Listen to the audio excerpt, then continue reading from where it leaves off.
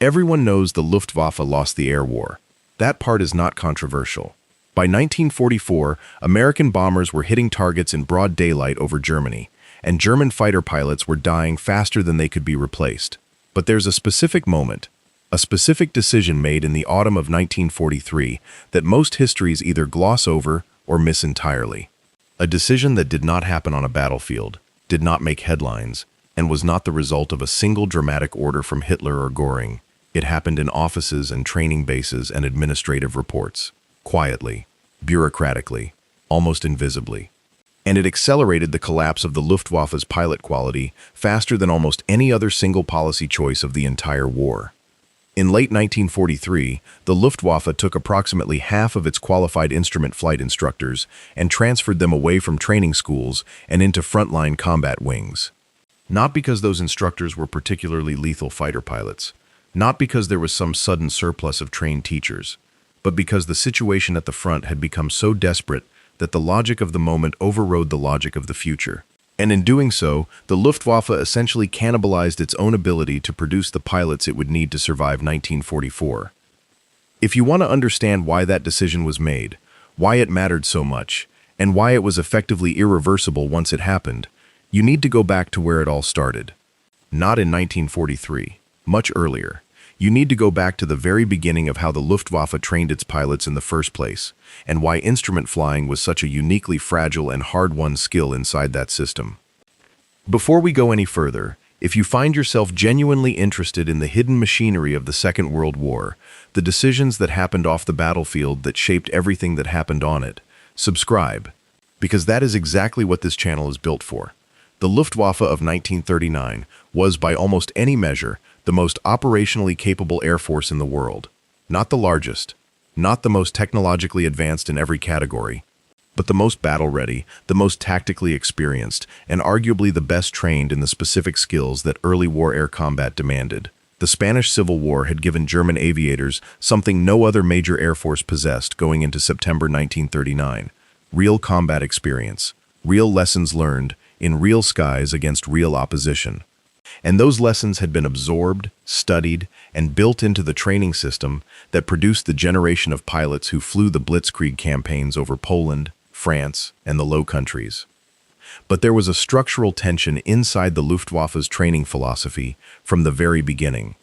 A tension between breadth and depth, between producing pilots quickly enough to meet operational demand and producing pilots thoroughly enough to keep them alive once they got there.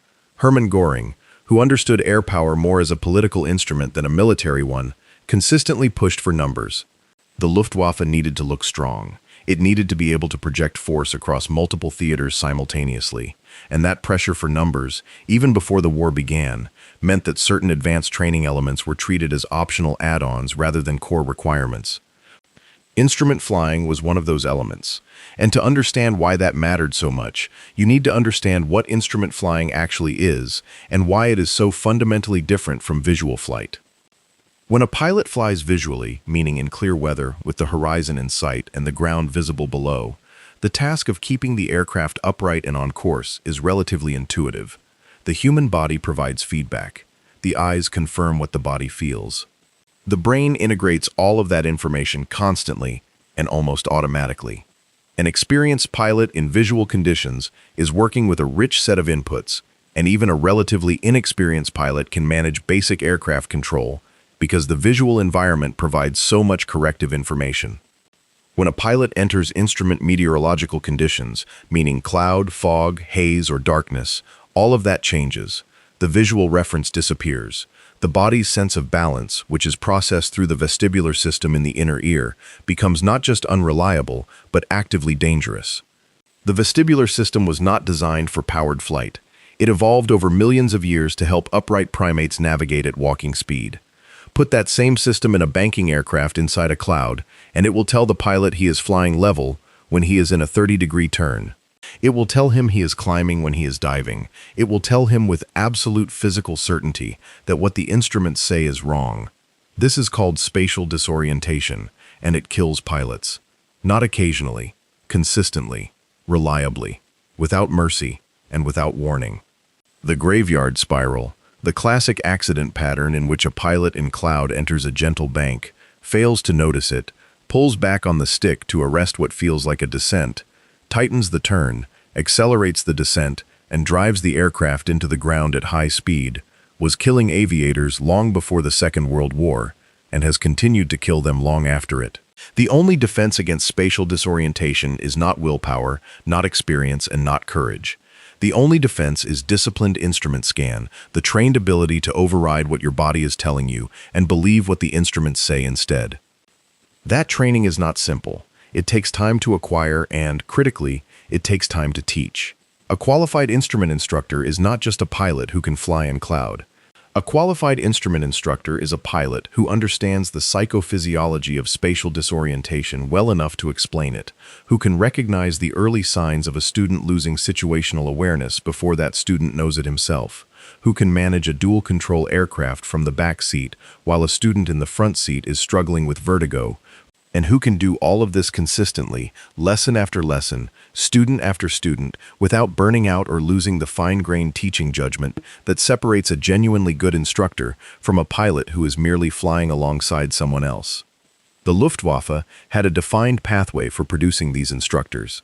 It ran through the A and B license training schools, through advanced flying schools, through instrument rating courses, and eventually through the specialized blind flying school programs that had been developed in the mid-1930s, when the Luftwaffe was still officially the Deutsche Verkehrsfliegerschule, the German commercial aviation school, a barely disguised cover for rearmament. The infrastructure was real, the curriculum was serious, and by 1939 the Luftwaffe had a core cadre of genuinely excellent instrument instructors scattered across its training organization. The problem was, what happened next? Because the campaigns of 1939, 1940, and 1941 did not seem to demand a massive investment in instrument training. The Blitzkrieg era was characterized by fast-moving operations in generally favorable weather over familiar European terrain. The Bf-109 pilots who tore through the Armée de l'Air in May and June of 1940 were not, by and large, flying extended overwater instrument approaches in icing conditions at night. They were flying aggressive visual air combat in daylight over a collapsing front, and they were winning, spectacularly. That success had a cost that nobody was counting at the time. It validated the shallow end of the training argument. If pilots trained to lower standards were winning at this pace, why invest the time and resources in deeper training? Why build more instrument schools when the war seemed to be moving faster than any training pipeline could keep up with anyway? This reasoning was not unique to Germany. Every major air force in the Second World War dealt with the same tension between training depth and operational demand. But the Luftwaffe dealt with it in a specific way that created specific vulnerabilities, and those vulnerabilities were invisible as long as the war stayed favorable. Then came 1941 and the Soviet Union.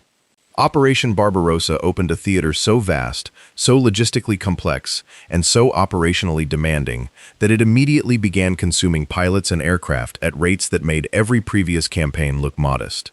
The Eastern Front was not just large, it was brutal in a way that was qualitatively different from the Western campaigns. The distances were enormous, the weather was extreme, the Soviet Air Force, initially catastrophically outclassed, was learning with terrifying speed and absorbing losses that would have destroyed any Western Air Force while continuing to produce new pilots and new aircraft in numbers the Germans consistently underestimated. More relevantly, the Eastern Front demanded precisely the kind of flying that shallow-trained pilots struggled with: long overwater or overland navigation in poor weather, operations at the extreme range limits of single-engine fighters, night operations against Soviet air activity, flying in conditions where the weather could change from clear to instrument meteorological conditions in minutes, and where a pilot who could not fly on instruments might not be able to find his way home. The attrition on the Eastern Front was not just combat attrition. A significant portion of the losses were what military aviation calls controlled flight into terrain, weather-related accidents, navigation failures, and disorientation incidents.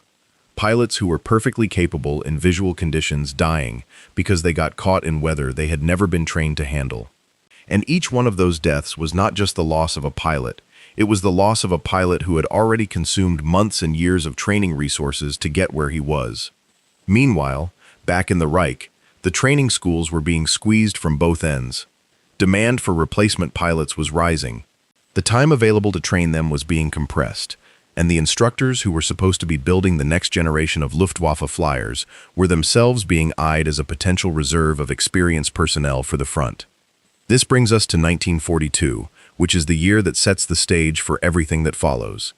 Because 1942 is the year the Luftwaffe's training system began to crack under the weight of contradictory demands, and the instrument instruction cadre was at the center of that crack.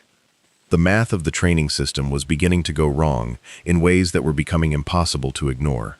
A qualified pilot required, in the Luftwaffe's full-depth training program, somewhere between 12 and 18 months from initial selection to operational readiness. That timeline included primary flight training, basic military aviation, advanced flying, type conversion onto the operational aircraft, and tactical combat training. Instrument flying was woven through multiple stages of that process, and the quality of the instrument instruction received at each stage determined whether the pilot emerged at the end genuinely capable of all-weather operations or merely capable of flying in good conditions and hoping for the best. The problem was that combat losses, particularly on the Eastern Front and increasingly in the Mediterranean and North African theaters, were outrunning the output of pilots trained to the full standard. The replacement depots were not receiving enough pilots to keep the frontline units at strength. The frontline unit commanders were complaining up the chain of command. The chain of command was leaning on the training organization, and the training organization was faced with an impossible choice between producing more pilots faster at lower quality or maintaining quality standards and accepting a larger gap between supply and demand. In 1942, the Luftwaffe began to shorten training timelines. This is documented in multiple post-war assessments, including the United States Strategic Bombing Survey's analysis of German air power, and it is consistent with what surviving Luftwaffe pilots described in their memoirs and in post-war interviews. The cuts were not announced as policy failures. They were framed as efficiency improvements, as evidence that the training system had matured and that experienced instructors could compress the curriculum without sacrificing essential skills. But the compression was real, and the skills being compressed were disproportionately the advanced ones. Instrument flying, night flying, long-range navigation, the skills that took the most time to teach and that were the most demanding to assess rigorously. By early 1943, the training system had already been degraded in this way. Pilots were arriving at frontline units with fewer instrument hours than their predecessors. The operational units knew this. The experienced pilots in those units knew it, because they could see it in the behavior of new arrivals, in the way new pilots reacted to deteriorating weather, in the frequency of accidents that had nothing to do with enemy action. And then came the cascading crises of early and mid-1943 that turned an already difficult situation into an emergency. Stalingrad had fallen in February. The Sixth Army was gone. The strategic initiative on the Eastern Front had shifted in a way that even the most optimistic German planning assessments could not disguise. In North Africa, the Axis position was collapsing, and in May 1943 it was gone entirely, with over 250,000 Axis troops surrendering in Tunisia. In the Atlantic, the Battle of the U-boats was turning decisively against Germany, and most relevant to the Luftwaffe's specific situation, the combined bomber offensive was escalating. The American 8th Air Force, operating from England, was mounting increasingly large daylight bombing raids deep into the Reich. These raids were not yet unopposed, far from it, but they were growing in scale and in penetration depth, and they were revealing something the Luftwaffe had not fully confronted before. The Reich itself was vulnerable in ways that required a different kind of air defense than anything the Luftwaffe had been configured to provide. The defense of the homeland was not the same problem as air superiority over a battlefield. It required different tactics, different aircraft employment, and critically, different pilot capabilities. Intercepting a formation of B-17s at altitude in the cloud-prone skies over northwestern Europe was not the same as bouncing a Soviet fighter regiment over the steppe. The weather over the North Sea and the Reich's western approaches could be ferociously uncooperative. Clouds at multiple layers, icing, rapidly changing conditions. The German day fighter pilots defending the Reich needed to be able to climb through cloud, locate the bomber stream, engage it, break away, and get back down through the weather to their bases, sometimes with damaged aircraft, sometimes with wounded aboard, sometimes with fuel state critically low. Without solid instrument flying ability, that entire sequence became a lottery that killed pilots regardless of how well they shot. The night fighter arm, which was expanding rapidly in response to the RAF's continuing night bombing campaign against German cities, had its own even more acute instrument flying requirement. A night fighter crew that could not fly precise instrument approaches in poor weather was not just ineffective. It was dead. The Kammhuber-Line's radar-directed interception system, the Himmelbett boxes that controlled individual night fighter crews against specific bomber contacts, the whole architecture of the Reich air defense system at night presupposed crews who could operate their aircraft precisely in instrument conditions. The night fighter force was expanding. It needed pilots, and those pilots needed to be able to fly. All of this is the backdrop against which the decision of late 1943 has to be understood. Because by the autumn of 1943, Luftwaffe leadership was looking at a frontline force that was being ground down faster than the training system could replace it, at a training system already operating in degraded form, and at a pool of qualified instrument instructors sitting in training bases who were, at least on paper, experienced aviators capable of flying in combat. The argument for transferring them was superficially compelling. The front needed experienced pilots. Instrument instructors were experienced pilots. The training system had enough instructors to manage the immediate training load. Transfer half of them to combat wings, give the front the experienced reinforcement it needed, and make up the shortfall in training throughput by extending class sizes, doubling up instruction duties among remaining instructors, or accepting slightly longer training pipelines. The argument against was more complex and more difficult to articulate under the pressure of operational crisis. Instrument instructors were not simply experienced pilots. They were specifically trained teachers of a specifically demanding skill. Removing them from the training environment did not just reduce the number of instructors available. It reduced the quality of instrument training that could be delivered, because quality instrument instruction depends on instructor-to-student ratios, on mentoring time, on the subtle transmission of judgment and technique that cannot be compressed or substituted. A class of 20 students with 2 instrument instructors receives qualitatively different training than a class of 20 students with 4. And the replacement problem was vicious. Training a new instrument instructor to the standard of the ones being transferred would take months, and those months were exactly what the system did not have. The decision to transfer the instructors was essentially a loan from the future that could not be repaid on any timeline that would matter for the war's outcome. But the decision was made, not all at once, not through a single directive, but through a series of transfers and reassignments across the autumn of 1943 that collectively removed approximately half the Luftwaffe's qualified instrument instructor cadre from training duties. Some went to fighter wings defending the Reich. Some went to night fighter units that were desperately short of crews. Some went to the Eastern Front to fill gaps in the depleted fighter and ground attack wings there. And some went through a brief combat orientation and were killed within weeks of arrival, taking their irreplaceable training expertise with them permanently. The immediate effect on the training system was not catastrophic in a visible sense. Classes continued, students graduated, aircraft rolled out of the factories, and pilots were assigned to fly them. The numbers, if you looked at the raw throughput figures, did not immediately reflect the damage that had been done. The pipeline was still moving, but the quality of what was moving through the pipeline had changed. The students graduating in early and mid-1944 were receiving instrument training from instructors who were themselves less qualified, less experienced, and less thoroughly prepared to teach the most demanding aspects of the curriculum. The feedback loop that maintained training quality, in which excellent instructors produced excellent pilots, some of whom returned to become excellent instructors, had been broken at one of its most critical links. You can see the effects of this in the accident records. German aviation accident records from 1944, to the extent they survive and have been analyzed, show a marked increase in weather-related and instrument failure incidents among newly arrived pilots at frontline units.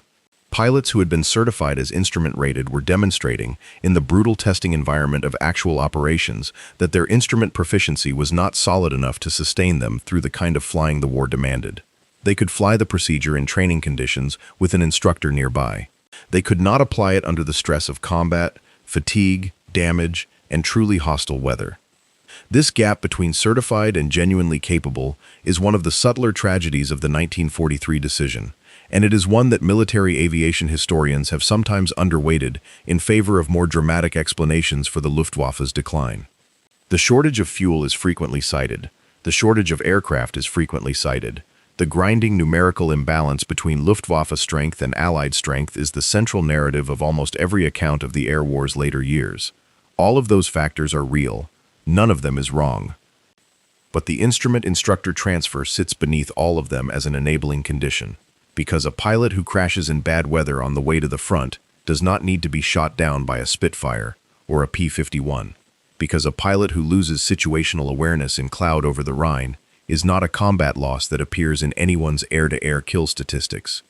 Because the degradation of pilot quality that flows from inadequate instrument training is slow, distributed, and deeply difficult to reverse once it has set in. To understand just how irreversible the damage was, you need to think carefully about what kind of skill instrument flying actually is and what it requires to maintain. It is not a skill that once learned stays put. It degrades without practice. A pilot who was genuinely proficient at instrument flying in 1941 and who has not flown instruments seriously since then is not a reliable instrument pilot in 1944. The neural pathways that support the disciplined instrument scan, the automatic override of vestibular input in favor of instrument input, the precise motor control that keeps the aircraft within the tolerances that instrument procedures demand, all of that requires regular reinforcement. And instrument instructors who have been sent to combat wings and are flying combat missions are not maintaining their instrument teaching proficiency. They are becoming combat pilots, which is a different thing. The instructors who remained in the training system after the transfers were carrying a heavier load than before, teaching more students, covering more ground in less time, and doing so without the collegial support structure that had made the pre-transfer instructor cadre effective. Experienced instructors in any educational context rely on each other. They compare notes. They identify students who are struggling in ways that are not yet obvious in formal evaluations. They calibrate their standards against each other's judgment. Remove half of that community, and the remaining half is not just doing twice the work. It is doing that work with half the institutional intelligence that made it possible in the first place. There is also a morale dimension to this that is easy to overlook from a purely operational perspective. The instructors who remained knew what had happened. They knew that their colleagues had been transferred, not because the front genuinely needed those specific individuals, but because the system had run out of better options. They knew that the training standards were being compressed. They knew that the pilots they were certifying as instrument-rated were not, in many cases, ready by the standards that had existed 2 years earlier. Some of those remaining instructors were themselves lobbying for frontline transfers, not because they were particularly eager to die over the Reich, but because the institutional culture of the Luftwaffe still valued combat service over training duty, still implicitly treated instruction as a lesser form of military contribution, still structured promotions and decorations and professional respect in ways that privileged the fighting pilot over the teaching one. This cultural devaluation of instructional duty was not unique to Germany. It was present in every major air force of the Second World War to some degree. But in the Luftwaffe, it was particularly acute because the Luftwaffe's entire identity had been built around the concept of the fighting pilot, the Jagdflieger, the ace, the individual aerial warrior. The training system was, in cultural terms, a support function for the production of those warriors, not a prestigious end in itself. And when the warriors were needed at the front, the cultural logic of the institution pointed in one direction with an overwhelming clarity that made bureaucratic resistance almost impossible to sustain. The decision of late 1943 was therefore not an aberration or an inexplicable blunder. It was the logical output of a system that had been structured in a particular way, under particular pressures, with a particular set of cultural values. Understanding why it happened requires understanding not just the operational crisis of 1943, but the institutional character of the organization that responded to that crisis, and the way in which that institutional character made certain responses more likely than others, regardless of whether they were strategically wise. Let us talk about what specifically was lost in terms of the night fighter force, because that dimension of the story is worth examining in detail. The Luftwaffe's night fighter arm, the Nachtjagd, had grown from virtually nothing in 1940 into one of the most sophisticated night interception systems in the world by 1943. The Kammhuber line, named after its architect General Josef Kammhuber, was a layered defense system combining ground radar, searchlights, and radar-equipped night fighter aircraft that had by 1943 inflicted serious losses on RAF Bomber Command and forced a series of tactical adaptations from Arthur Harris's crews. The night fighters themselves, primarily Bf-110s and the newer He-219 and Ju-88C variants, were crewed by two-man teams, pilot and radar operator, who worked in close coordination with ground control stations to execute radar-directed intercepts in complete darkness and often in difficult weather. The demands on the pilot in this environment were extraordinary. He was flying a heavy twin-engine aircraft, often in cloud, with full instrument dependency, at night, while monitoring radio communications from ground control, while his radar operator was working the airborne interception equipment in the rear cockpit, while both of them were managing the approach to a bomber that might be taking evasive action at any moment. The margin for instrument error in this context was essentially zero. The night fighter force by 1943 was short of crews. RAF Bomber Command's escalating campaign, culminating in the Battle of the Ruhr in spring 1943 and the Battle of Hamburg in summer 1943, was demanding more interceptions than the existing night fighter force could sustain. The answer was more crews, which meant more pilots, which meant pulling from wherever experienced aviators could be found, and instrument instructors, who at least knew how to fly in cloud, looked like a reasonable source pool. What was lost in those transfers was not just individual instructor expertise, but something more structural. The night fighter training schools that had been developing specialized curricula for radar-directed interception, for night instrument approaches, for the specific combination of skills that a Nachtjagd pilot required, lost some of their best people at precisely the moment when the expansion of the night fighter force demanded the most from the training system. The new crews being produced in late 1943 and into 1944 were being trained by a diminished instructor cadre to a compressed standard, and they were being thrown into an increasingly sophisticated and lethal RAF electronic warfare environment that demanded more, not less, from the humans flying inside it. The RAF's introduction of window, the aluminum chaff strips that blinded German radar during the Hamburg raids of July 1943, had shattered the Himmelbett system and forced the night fighter force into a fundamentally different tactical mode called Wild Sow, or Wild Boar, and the more sophisticated Sommersau, or Tommy Boar approaches. Wild Sow used single-engine day fighters directed to concentrate over burning target cities and attack bombers visually against the flames and searchlights. It was improvised, tactically innovative, and deeply demanding in terms of pilot skills. Those single-engine pilots, flying FW-190s and BF-109s at night, without the benefit of the radar-equipped two-man crew configuration, needed to be genuinely proficient instrument pilots to get up and get back down safely. Many of them were not. The accident rate in Wild Sow operations was severe. Pilots who were perfectly capable air combat fighters in daylight visual conditions were being killed in large numbers by weather, by disorientation, and by controlled flight into terrain on the return from night missions over burning cities. This is documented in the operational records of the Wild Sow units, and has been analyzed in detail by historians, including Martin Middlebrook and Williamson Murray, in their respective treatments of the night bombing campaign. The losses were not primarily to RAF fire. They were to the conditions, and to the inadequacy of the instrument training that those pilots had received. The decision to strip the instrument instructor cadre contributed to this outcome by removing the people who could have, had they remained in training roles, done the most to improve the instrument proficiency of the pilots, who would eventually be pressed into Wild Sow operations.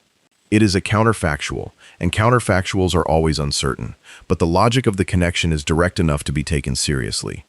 Now consider the daylight defense picture. The Reich Defense Fighter Force, the Reichsverteidigung, was by late 1943 the central strategic priority for Luftwaffe fighters in the West.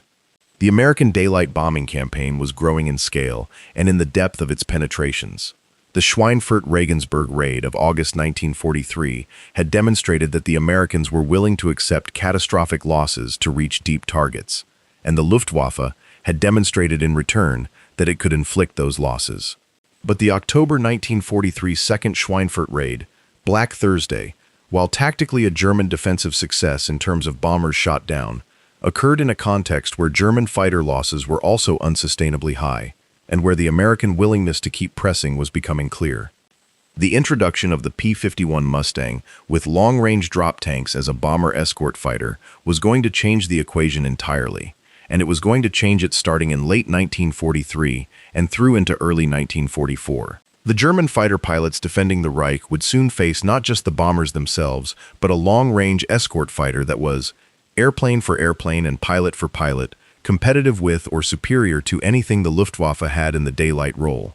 To survive in that environment would require the best possible pilots, trained to the highest possible standard, with every skill fully developed. What the Luftwaffe had instead, by the time the P-51 escort fighters began appearing regularly over the Reich in early 1944, was a growing proportion of its fighter force consisting of young pilots who had come through a shortened, degraded training pipeline and who were, in a very specific technical sense, not ready for what they were about to face. Their gunnery was adequate but not exceptional, their tactical awareness was developing but not mature, and their instrument flying was certified but not solid. The P-51 pilots they were meeting were, by this point, also not all veterans. The American training pipeline had its own challenges and its own compressions. But the American system had made a different set of trade-offs. The United States Army Air Forces had, from early in the war, made a structural commitment to instrument training depth that reflected both the logistical realities of ferry operations across the North Atlantic and the operational requirements of all-weather bombing campaign management. American pilot training was not perfect and was not without its own shortcuts, but it had maintained a more consistent emphasis on instrument proficiency as a non-negotiable foundational skill than the Luftwaffe had managed by 1943. The asymmetry was not just in numbers. It was in the survivability of the pilots on each side, under the full range of conditions they would encounter. A P-51 pilot who could fly precise instruments was a pilot who could survive a weather abort and get home to fly again. A Bf-109 pilot, whose instrument training had been rushed through by an overloaded instructor working with a doubled class size, was a pilot who might not. Now consider the practical mechanics of how the transfer was actually implemented, because the organizational details matter for understanding both the full scope of the decision and why it was so difficult to reverse. The transfers did not happen as a single coordinated policy action. They happened through a combination of centrally directed reassignments, locally requested transfers at the unit level, and the practical reality that when frontline wings submitted requests for experienced pilot reinforcements, the personnel system would identify qualified individuals in training roles and flag them for potential transfer. An instrument instructor with 300 or more hours was, in the personnel database, an experienced pilot. The fact that those hours were primarily teaching hours rather than tactical flying hours was a nuance that the database did not capture, and that the personnel process under crisis conditions did not pause to analyze. Some of the transferred instructors went willingly. The cultural pressure toward combat service was real, and some instructors had been chafing against training duties for some time. Some went reluctantly, understanding exactly what their departure meant for the students they were leaving behind.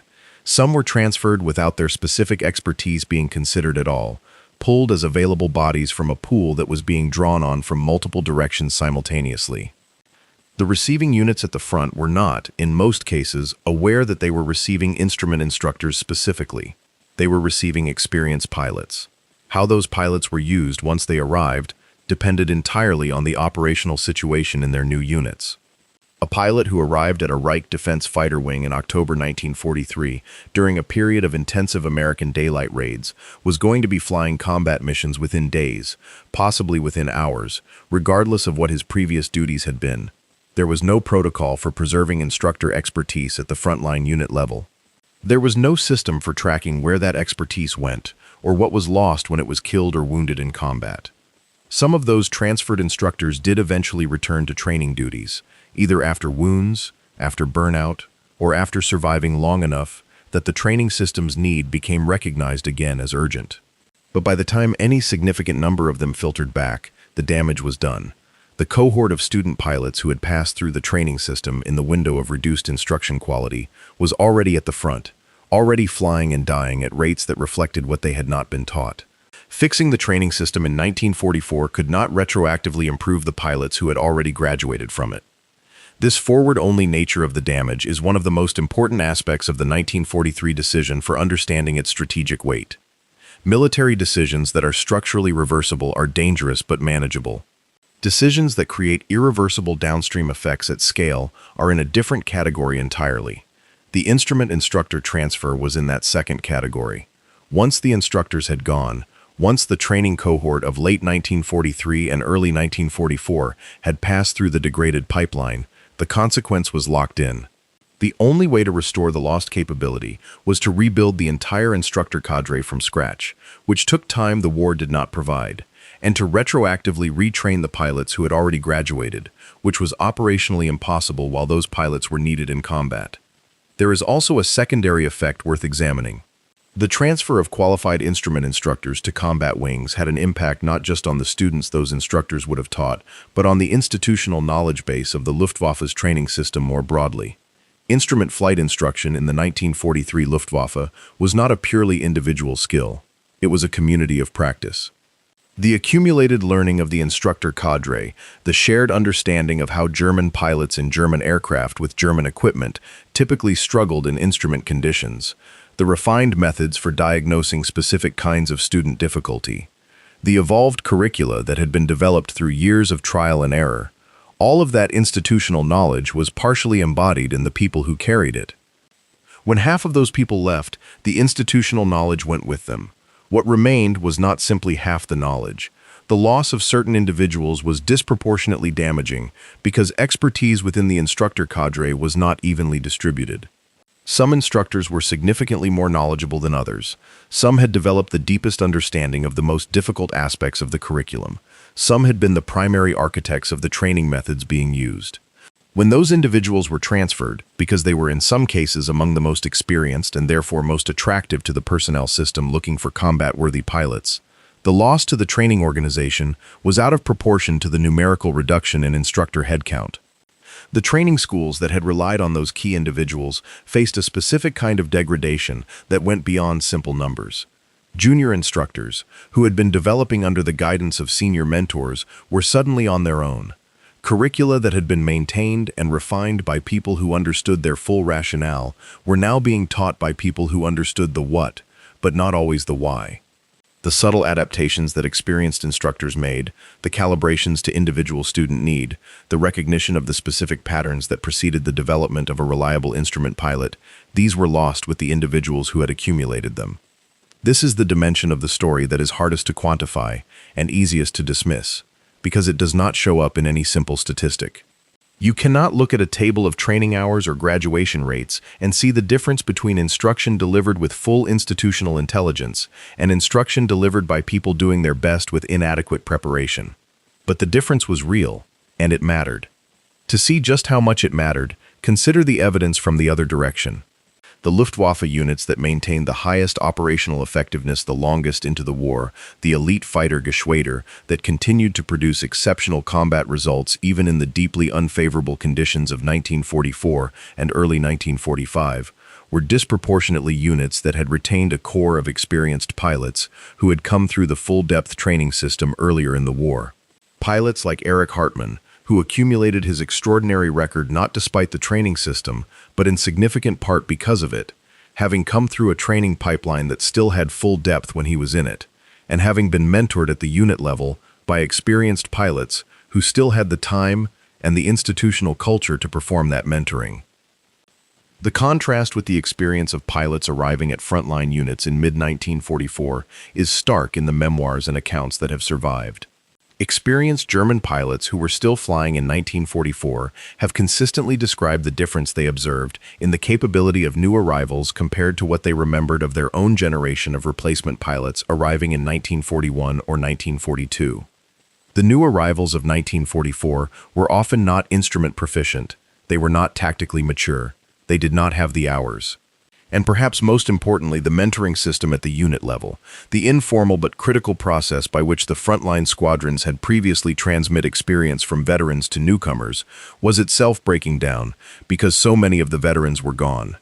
The instrument instructor transfer of late 1943 was one of several decisions that contributed to this compounding failure. It was not alone. The fuel shortage was becoming severe by 1944, which meant that even pilots who had been trained adequately were not able to fly enough hours to maintain their proficiency. The aircraft situation, while not as critical as it would become in 1945, was increasingly constrained by Allied bombing of German industrial capacity. The sheer numerical imbalance between Allied and Luftwaffe strength was growing in ways that made tactical excellence matter less and less. because a Luftwaffe pilot who shot down 3 Allied aircraft on a given day could not compensate for the 50 others the Allies were putting up. But the instrument-instructor transfer matters in its own right because it represents a category of decision that is uniquely preventable and uniquely irreversible. Fuel shortages happen to combatants who are losing industrial access. Aircraft attrition happens to air forces fighting outnumbered. These are in some sense structural outcomes of the strategic situation, terrible and decisive, but in a larger sense foreseeable. The instrument-instructor transfer was a choice. It was a choice made under pressure, made for understandable reasons, and made without adequate appreciation of what would be lost and how permanently it would be lost. That is what makes it worth examining in detail, rather than simply folding it into the general narrative of German defeat. The people who made that choice were not fools. The Luftwaffe's officer corps included highly intelligent, operationally experienced professionals who understood air power better than almost anyone alive in 1943. They made the decision because they were facing a genuine crisis with inadequate tools, because the institutional culture of their organization pushed them in a particular direction, and because the feedback between the decision and its consequences was slow enough and distributed enough that it was not immediately visible as a mistake. This is, in fact, the most instructive aspect of the entire episode. The most damaging institutional decisions are rarely the ones that look obviously wrong at the moment they are made. They are the ones that look like reasonable responses to real problems, that represent a loan against the future rather than an immediate expenditure, and that create their worst consequences slowly enough that by the time the damage is fully visible, reversal is no longer possible. The Luftwaffe, in late 1943, was already fighting a war it was losing. The instrument-instructor transfer did not determine the outcome of that war. The outcome was being determined by forces far larger than any single personnel policy. But the transfer accelerated and deepened the qualitative decline of the Luftwaffe's pilot force in a way that made a bad situation worse, that cost lives that need not have been lost, and that consumed training infrastructure that could have been preserved with different choices. The young Germans who graduated from the training schools of early and mid-1944 flew their brief combat careers and died over the Reich or the Eastern Front or the Mediterranean were not killed only by Allied bullets or Allied superiority in numbers. Some of them were killed, at least in part, by the failure of a system that had prioritized the urgent over the important, had borrowed from the future without counting the cost, and had sent its best teachers to the front when it needed them most to stay behind. That is a story worth knowing.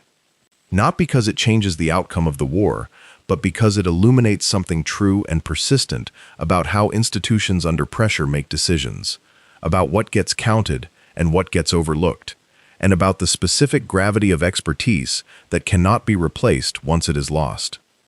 The sky over Germany in 1944 was not short of aircraft. It was not, in the early part of the year, short of pilots in the raw numerical sense. What it was short of, in a way that numbers alone did not capture, was the precise, irreplaceable, hard-won human skill that makes the difference between a pilot who survives bad